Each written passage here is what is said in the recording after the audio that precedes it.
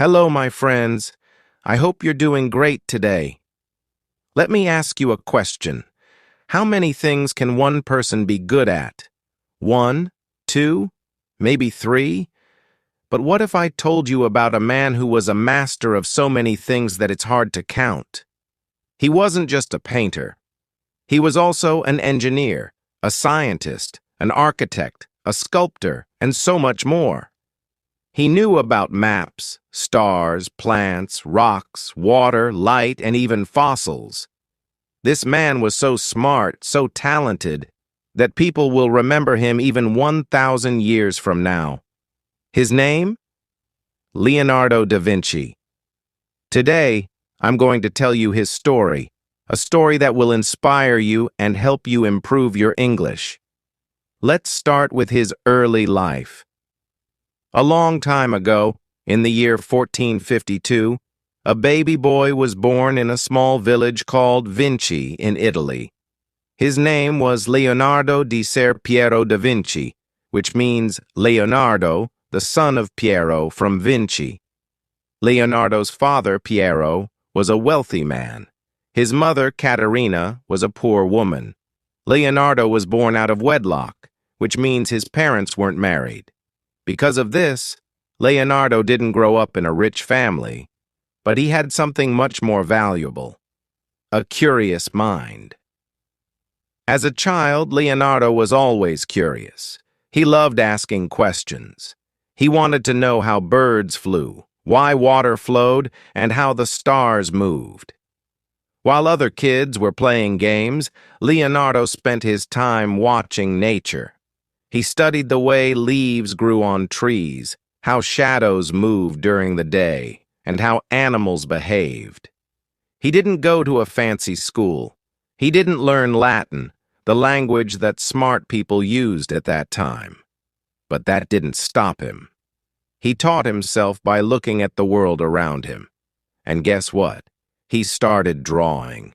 His drawings were so detailed and so beautiful that people couldn't believe a child made them.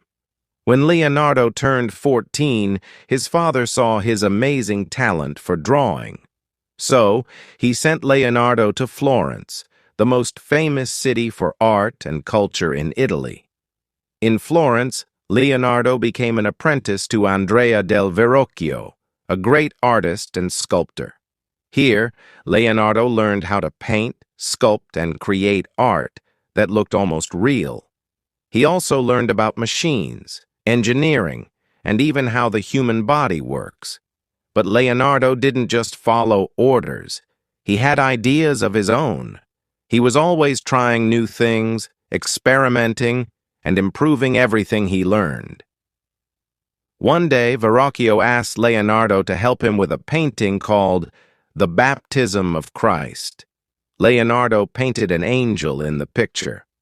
When the painting was finished, everyone who saw it was amazed. The angel Leonardo painted looked so real, so beautiful, that people couldn't stop talking about it. In fact, it was so good that Verrocchio decided to stop painting forever, because he thought Leonardo was better than him. When Leonardo was still young, he started to show something very unusual. He could draw and write at the same time. But here's the catch, he wrote backward. His writing was like a mirror image, and you had to hold it up to a mirror to read it. Some people thought he did this because he wanted to keep his notes secret, while others believed it was just more comfortable for him since he was left-handed. Leonardo wasn't just drawing pretty pictures. He was creating art filled with details that most people didn't even notice in real life. He loved sketching things like plants, birds, and even machines that he imagined. He wanted to understand how everything worked. In 1473, something amazing happened. At just 21 years old, Leonardo created his first known artwork, a sketch called Arno Valley Landscape. This was not just a simple drawing. It was a detailed view of the Arno River and the surrounding countryside. You could see mountains, trees, and the gentle curves of the land. But what made this sketch so special was how realistic it looked. It was like seeing the world through Leonardo's eyes. So clear, so alive. Why is this sketch important? Because it showed how Leonardo was different from other artists. He didn't just draw what he saw, he added depth, movement, and feeling. Even a simple river became a masterpiece in his hands. Leonardo's mind was always working. He wrote down everything he thought about, from how birds fly to how the human body works. But as I told you earlier, he wrote in reverse. Imagine this. You're reading his notebook, and it's like a treasure chest of ideas. He sketched flying machines, bridges, and even designs for weapons. People today still wonder, how could one man think of all this? He also wrote about nature. For example, he would look at a tree and explain why its branches grow in a certain pattern. He studied water and drew sketches of how it moved when it hit rocks or flowed into a stream. Here's something you'll love. Leonardo didn't see a difference between art and science. To him, they were the same. When he painted a bird, he didn't just draw its feathers. He studied how its wings moved. He wanted to know why birds could stay in the air. He even wrote ideas for flying machines that looked like giant bird wings. One of his notes said, "Once you have tasted flight, you will forever walk the earth with your eyes turned skyward." Even though airplanes wouldn't be invented for hundreds of years, Leonardo was already dreaming about humans flying. Back in Florence, Leonardo continued working with Verrocchio. People started talking about him. They said, "This young man is not just an artist, he's a genius." Leonardo loved drawing faces. He had a special gift for showing emotions in his paintings. A smile wasn't just a smile. It could be happy, shy, or mysterious. People felt connected to his art because it seemed alive. He also loved experimenting. Sometimes he would mix his own paints or try new techniques. Leonardo wasn't just drawing and painting. He was also learning. He wanted to know everything about the world. For example, he studied anatomy by dissecting animals and even human bodies. He wanted to know how muscles and bones work together. He looked at the stars and tried to understand how they moved. He drew maps that were so accurate, people used them for years. Leonardo wasn't afraid to ask big questions. Why do plants grow the way they do? Why does water flow faster in some places? How do the human heart and lungs work? Around this time, Leonardo started making sketches for inventions that no one had ever seen before. He drew designs for 1. Flying machines. He imagined a device with wings like a bird that could carry a person into the air. 2. Bridges. He designed lightweight bridges that could be built quickly for armies to cross rivers. 3. Weapons. He even thought of ideas for war machines, like giant crossbows. Leonardo didn't just want to create things, he wanted to improve the world. By the time Leonardo reached his mid-20s, people in Florence knew his name. But this was just the beginning of his incredible journey. He was more than just an artist. He was a man who dreamed of the impossible. His ability to mix art, science, and engineering made him unique. He didn't just live in his time, he was far ahead of it. As Leonardo's fame grew, rich and powerful people started asking him for work. One of his biggest supporters was Lorenzo de' Medici, the ruler of Florence. Lorenzo sent Leonardo to Milan in 1482 to work for the Duke of Milan, Ludovico Sforza. Now, why did Ludovico want Leonardo? It wasn't just for paintings.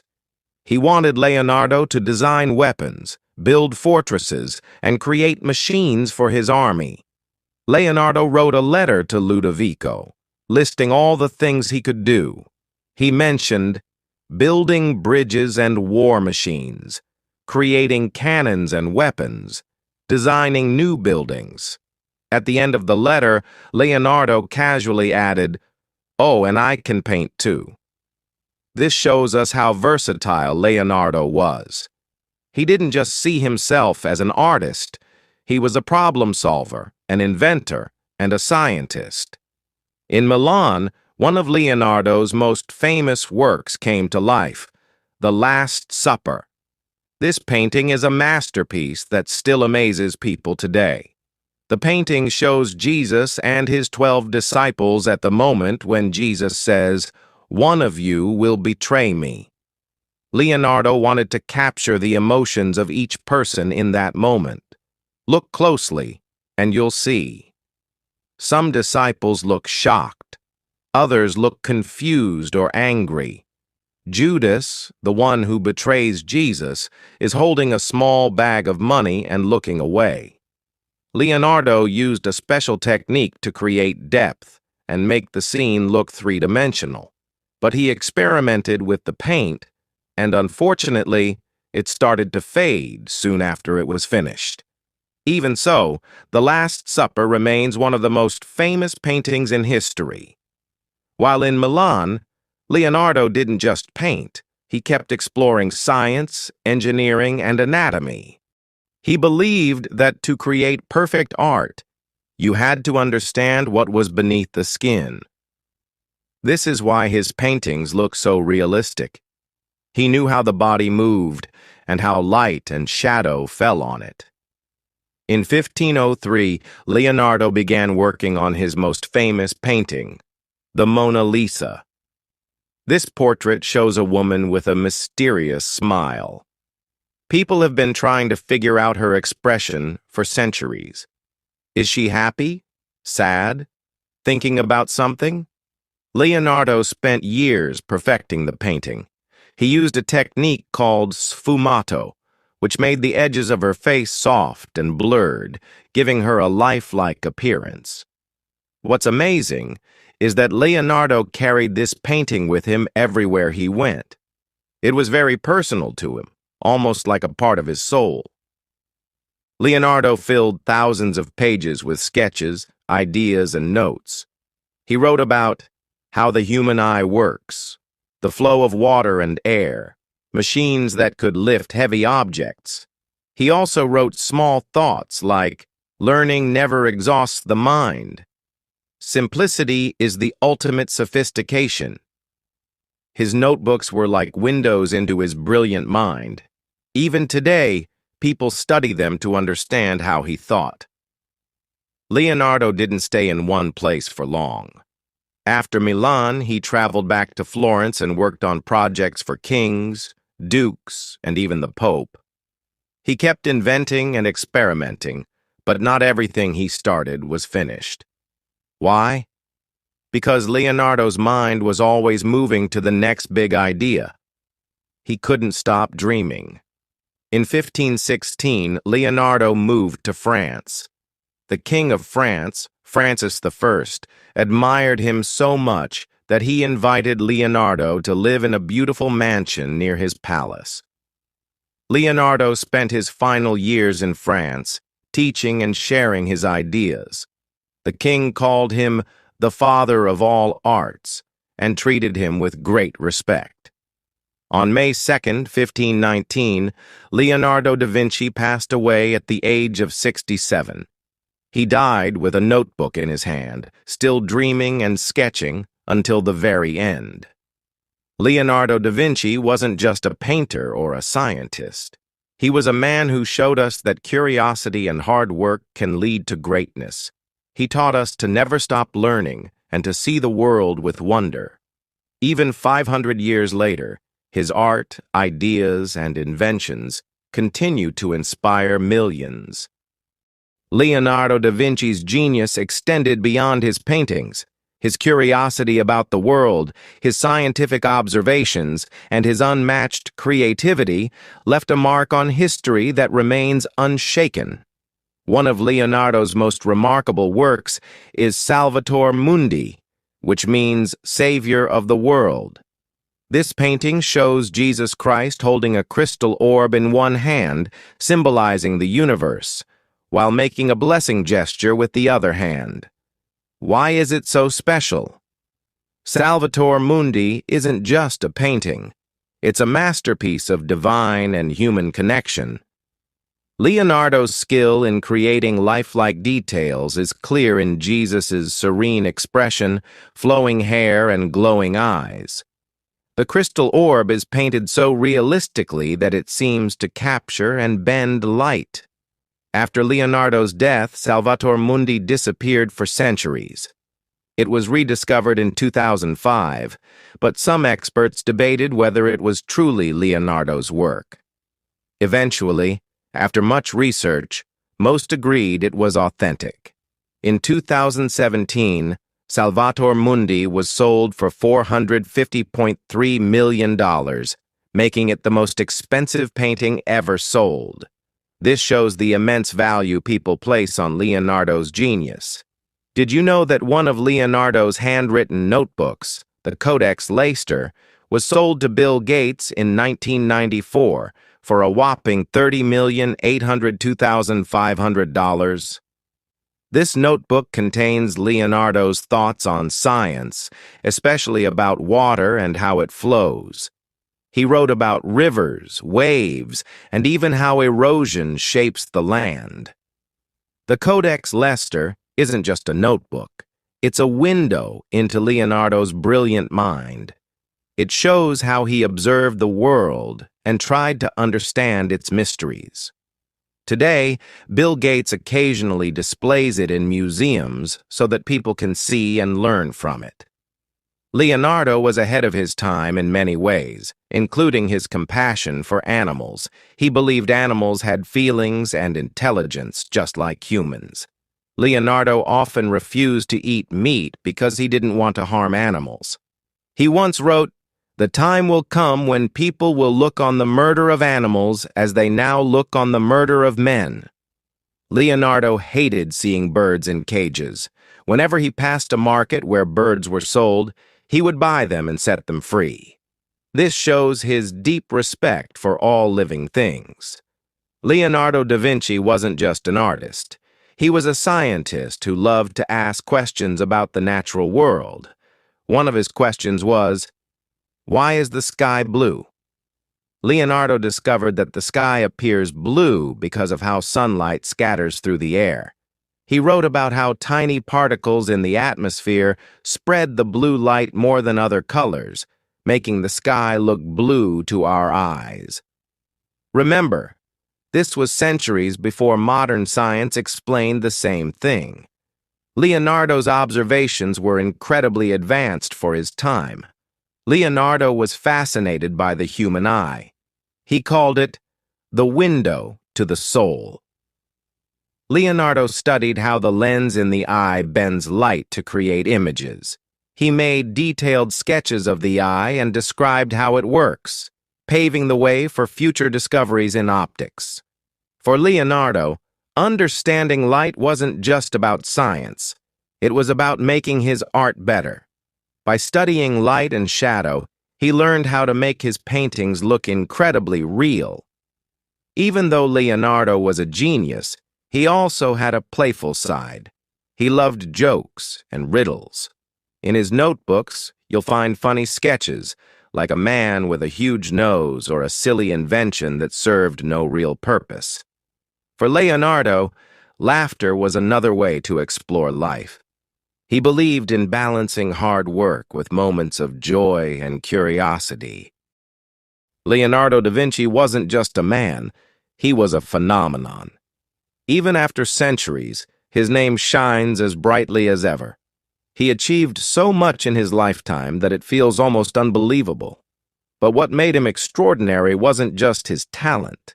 It was his curiosity, his passion for learning, and his determination to leave the world a better place. In this final chapter, let's dive into how Leonardo da Vinci's legacy continues to inspire us and what lessons we can learn from his incredible journey. As Leonardo lay on his deathbed on May 2nd, 1519, surrounded by those who admired and respected him, he is said to have spoken his last words. "I have offended God and mankind because my work did not reach the quality it should have." These words show Leonardo's humility. Even after achieving so much, he believed there was more he could have done.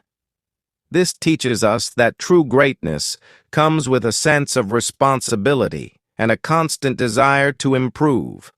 After his death, Leonardo's works, ideas, and notebooks spread across the world. His inventions inspired future scientists and engineers. His art became the gold standard for beauty and realism. His notebooks revealed a mind that was centuries ahead of its time. Many of Leonardo's inventions, such as flying machines, hydraulic pumps, and even designs for robots, inspired future advancements. He imagined things that would only be invented hundreds of years later. His paintings like the Mona Lisa, The Last Supper, and Salvator Mundi are not just artworks. They are masterpieces that capture human emotion and divine beauty.